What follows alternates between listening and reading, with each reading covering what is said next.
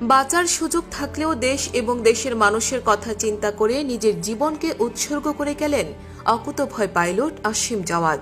এক্ষেত্রে তিনি তার মা বাবার কথা চিন্তা করেননি, ভাবেননি প্রিয়তমা স্ত্রী কিংবা আদরের সন্তানদের কথা।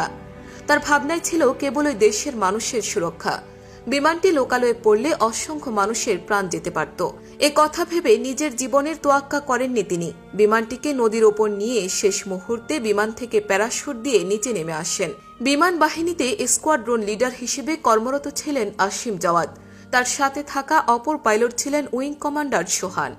গত 9 মে বৃহস্পতিবার 10টা 25 দিকে চট্টগ্রাম বন্দরের পতেঙ্গা টার্মিনাল এলাকায় বিমান বাহিনীর ইয়াক 130 প্রশিক্ষণ বিমানটি দুর্ঘটনায় পতিত হয়। এর আগে যান্ত্রিক ত্রুটিতে বিমানটিতে শিখার সংযোগ হয়।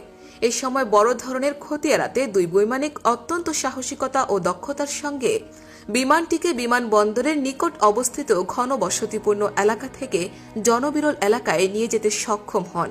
ইচ্ছে করলে এর আগেই তারা প্যারাশুটের মাধ্যমে বিমান থেকে বের হয়ে আসতে পারতেন, কারণ বিমানকে রানওয়েতে ল্যান্ড করানো মোটেও সম্ভব ছিল না। ফলে সময় মতো বেরিয়ে এসে সহজেই তারা বেঁচে যেতে পারতেন। কিন্তু জনমানুষের কথা চিন্তা করে নিজেদের জীবনের ঝুঁকি নিয়ে দুর্ঘটনায় পতিত বিমানটিকে তারা কর্ণফুলী নদীতে নিয়ে যেতে সক্ষম হন। এর ফলে অনেক বড় ধরনের ক্ষতির হাত থেকে রক্ষা পায় স্থানীয় মানুষজন। দুর্ঘটনায় পতিত বিমানটি থেকে সাথে সাথে বেরিয়ে এলে এটি যে কোনো জায়গায় গিয়ে বিধ্বস্ত হতে পারত, হয়তো কারো ঘরের ওপর অথবা কোনো লোকালয়ে গিয়ে সেটি আঘাত হানত। সেক্ষেত্রে ব্যাপক ক্ষয়ক্ষতি হওয়ার সম্ভাবনা ছিল। সেই কথা চিন্তা করে তারা নিজেদের জীবনের চাইতে দেশের সম্পদ এবং দেশের মানুষকে রক্ষা করার জন্য প্রাণপণ চেষ্টা করেছেন। এ কথা ভেবেই শিকার সংযোগ হওয়া বিমানটিকে পাইলটরা নদীতে নিয়ে আসতে সক্ষম হন এবং বিমানটি নিচে পড়ে যাওয়ার কয়েক সেকেন্ড আগে তারা ইঞ্জেকশন করে বের হয়ে আসেন। আর সাহসী এমন সিদ্ধান্তে দেশের মানুষকে বাঁচিয়ে অন্য ভুবনে পাড়ি জমিয়েছেন অকুতোভয় pilot squadron leader Asim Jawad. দক্ষ এই পাইলট তার কর্ম এবং ব্যক্তিজীবনে ছিলেন বেশ সফল একজন মানুষ। 1992 সালের 20 মার্চ মানিকগঞ্জ জেলার সাটুরিয়া থানার গোপালপুর গ্রামের এক সম্ভ্রান্ত মুসলিম পরিবারে তিনি জন্মগ্রহণ করেন। তার পিতার নাম ডক্টর মোহাম্মদ আমানুল্লাহ এবং মাতার নাম নীলুফা আক্তার খানম। স্কোয়াড্রন লিডার আসিম জাওয়াদ 2007 সালে সাভার ক্যান্টনমেন্ট পাবলিক স্কুল থেকে এসএসসি, 2009 সালে সাভার ক্যান্টনমেন্ট পাবলিক কলেজ থেকে এইচএসসি এবং 2012 সালে বাংলাদেশ ইউনিভার্সিটি অব প্রফেশনালস থেকে বিএসসি অ্যারো পাশ করেন।